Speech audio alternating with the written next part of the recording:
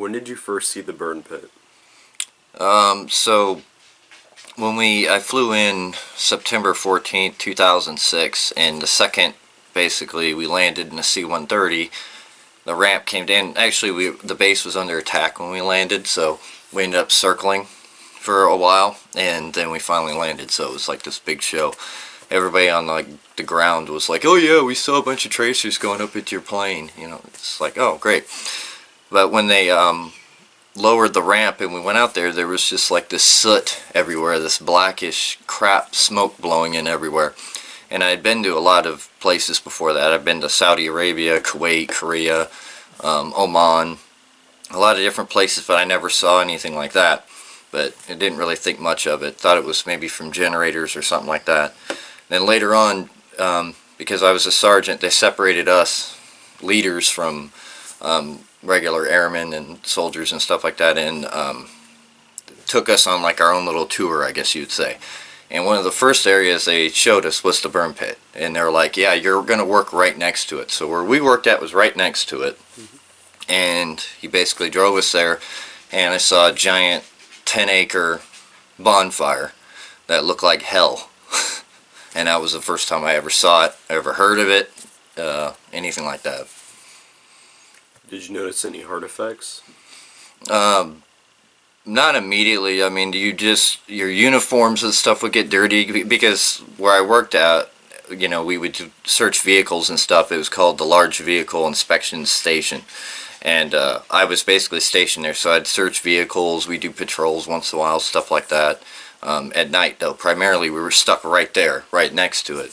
So within probably a week, I started getting a really bad cough, and that cough lasted the whole time I was there, and it didn't clear until I left. Some other people had other issues, but I don't recall anybody having a respiratory issue that bad. But I only knew my little section of the unit. I didn't know everybody there, so I could vouch for about 50 people I knew, and they had various issues, but none to the level where I had, where it was just a constant respiratory infection. Did your commanders do anything? No, they didn't care. They flat out didn't care, because we had actually gone to our commanders a few times and said, look, this is bad for us. We're breathing it in. Our troops are breathing it in. And they made it abundantly clear they didn't give a shit. They flat out said, I think the exact words we were told was, if it was bad, the medical staff wouldn't allow it. The medical commander wouldn't allow it. That was their excuse. Did other troops worry about the burn pit? Yeah, that's the most constant complaint I got as a sergeant from my people was the burn pit. I mean, you would think it would be other things. And there was, you know, we're constantly being mortared, we're constantly being attacked, we're constantly, you know, I worked in the emergency room on base, so we had other things that just seemed more pressing. But yet the subject matter kept coming up. It would come up more than any subject about why we were in Iraq or why we were fighting. It was always the burn pit. What's this shit going to do to us? So everybody talked about it the whole time. Did you complain about it to anyone? Like when I did my post-deployment checklist or whatever, I said that I worried about the long-term effects of it. That was about it. There was a rumor that if you filled out, so basically to leave you have to fill out a post-deployment checklist thing and say, oh yeah, I feel fine or whatever, so that you can get the fuck out of there. The rumor was always, oh, if you say there's something wrong with you, they'll keep you there. So I basically said, no, I don't have any problems, but I wanted it noted that I felt like the exposure to the burn pit was bad and all that. So I did, and I still have that documentation. Another guy I knew that was in my unit, he said that he filled out everything accurately, saying, yeah, he has this, and the other thing. And it was funny because we all had to go through this process, but they kept him. They kept him for like 3 hours after we'd already left, and we were back, you know, getting ready to go. They had kept him there, so I don't know what all they did, but he complained about everything. But he did leave on the flight with us. So I think that whole thing about, oh, if you say there's something wrong with you, they're going to keep you there, I think that was just a scare tactic to keep people from bitching about stuff. And basically recently, as far as, you know, anybody ever since I came back, it became more and more prevalent in the news about this, about the burn pits and the effects of it, and I kept up with the news and everything. And then other things come out like this, different books are written. Joseph Hickman wrote the Burn Pit book, basically wrote the book on burn pits. Before that, I don't think anybody except for people who were there knew anything about it. Surrounded by enemies and among a population that in no way really wants us there, the last thing our soldiers should expect is more danger from their very own government and commanders. But that is exactly what Joseph Hickman details in his new book, Burn Pits, The Poisoning of America's Soldiers. In the book, Joseph discusses how the government made contracts with various companies, including one subsidiary of Halliburton, to create over 250 massive outdoor burn pits in Afghanistan and Iraq. Pits which burned everything from metal, plastic, styrofoam, toxic waste, and even corpses. And the smoke from those pits is now haunting America's veterans in the form of lung and brain cancers and a whole host of other fatal illnesses. And so, at what point did you find a direct correlation between the burn pits and the actual health illnesses? When did I find it? Yeah, well, it was almost immediate. These soldiers were really sick. Some of them rare cancers, bronchial diseases, and things like that. What? Tell us a little bit about these burn pits. What you describe, like what they are and what was put into them. Well, they're not like your burn pits in a backyard. Yeah. They're massive in size. 10 acres, burning 50 tons of trash a day. Some of them. They're huge. I mean, people don't realize how much trash war accumulates, and it's a big concern for commanders on the ground. So, who was responsible for, was it a corporation? Was it their commanders that said, okay, we have a base here, we're just going to fill it up with all of the garbage of war? The decision on how to handle the trash had to come from Central Command, U.S. Central Command. Interesting. And then, obviously, Halliburton, it was one such corporation that was in charge of the actual burn pits themselves. So what was their role in this?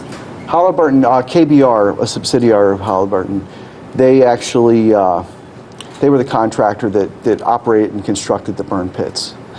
And they burned anything and everything in these burn pits. But was it their recommendation? No, it was, they took their orders from DOD. Now, how much did the government and military and these corporations with these contracts? How much did they actually know about what was going on and what was potentially hazardous to soldiers' health? Because in the book you describe, a soldier would stand there on duty on post and just breathe in this toxic fume for 8, 6, 7 hours a day. It's pretty obvious when you burn styrofoams, plastic, treated wood, human body parts, medical waste. These things should not be burned in a burn pit that size when you have soldiers working and housed downwind from this stuff. Mm-hmm. And they really didn't take it into consideration. There was not one military regulation at the time. And it's hard to believe when I'm in the military and I know that, they have regulation for everything. It's all the way to your hair, Exactly. But there's no regulation put in place on how to construct or where to construct these burn pits or what can be burned in them. Really interesting. And so as a consequence, what type of illnesses? You mentioned cancers, but is that? Very rare bronchial diseases. It's a ton of issues that these soldiers are facing, and it's tens of thousands. And you could tell on the base what they were burning. If it was medical wastes, you could tell there was like a plasticky smell to it. If it was amputated body parts, it would smell like barbecue. That's why I think that's a big reason why I can't stand barbecue or anything, is that fucking smell. And that smell would drift over to the chow hall. There was multiple chow halls, but the one that we ate at. So you'd be smelling that shit while you're waiting to go in. Yeah, it was fucking disgusting. Now and again there would be explosions in there. I don't know what they were.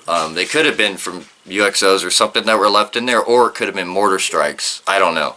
But at night, so and I hated that goddamn burn pit, because if we were doing patrols, it basically silhouetted us at night because it was bright as hell. And yeah, every now and again you get explosions in there. We'd have perimeter intrusions in that area. All kinds of shit. It was nothing but problems. And so people get back and years later, they're dying off because of exposure to this. And what really pisses me off is the government is still refusing to do anything. They basically come out and say, oh, we'll do studies and we'll do this bullshit. But at the end of the day, people are still dying. You know, these are people that served their country honorably. They don't deserve to be treated like this. The idiots in charge are the ones who fucking poisoned us. And now the burden of proof falls on us to prove they fucking did wrong when there's documentation of it. I mean, it's a joke. And if politicians actually gave a shit, you know, about troops, which it's all lip service, that's all they fucking do is, oh, we support the troops because we we authorized a big weapons deal to Saudi Arabia. Well, that doesn't fucking help us now, does it? That doesn't pay the bills when you're dying from some rare brain cancer. You know, for Christ's sakes, you know, Joe Biden's son died of a brain cancer. It could have been related to his exposure to burn pits when he was in Iraq. We don't fucking know. So it could affect somebody that important, and still the government doesn't, or possibly affect somebody that important, and still nobody gives a shit. Nobody fucking cares. All the congressmen, all of them, you know, the senators, all they're interested in is their own self-aggrandizement. They're interested in battling President Trump. And that took priority in 2016, 2017, all through this time frame. Tearing down Donald Trump or supporting Donald Trump or whatever side they're on, that took priority over helping any veterans with this issue. And that's what pisses me off, because they're still continuing to die today. I have medical issues from it, but they're not nearly as bad as what other people have gone through. And a lot of people have died. And our own government still sits there and pretends like, oh, really? Oh, wow! This is poison? I mean, you don't have to be a fucking rocket scientist to know burning plastics by the ton, 60, 70, 80, 100 tons a day, with people living and eating and breathing this shit in for 6 months, up to 13 months, up to longer possibly, is probably not healthy for you. You don't have to be a fucking brain surgeon, but no, the burden of proof is on us. So, I guess in about 20 or 30 years, when most of us have died off, and then they'll finally recognize it. It'll be just like Agent Orange. They'll wait till the body count gets higher, but actually the burn pits kill at a accelerated rate compared to Agent Orange. And ironically, it's the same type of chemical compounds that are causing the problems, dioxin. So, the government hasn't learned shit. I mean, when you're a soldier, you truly are disposable. And, you know, part of that's a professional disassociation. You know, you kind of need that in order to take positions and do things. But once you're out of the military, this is not the way you're supposed to be treated. We shouldn't be treated like we're disposable. And the family members and the victims of the burn pits need to be recognized, and we need action now. Not more useless political talk. Action. And that's all I got to say.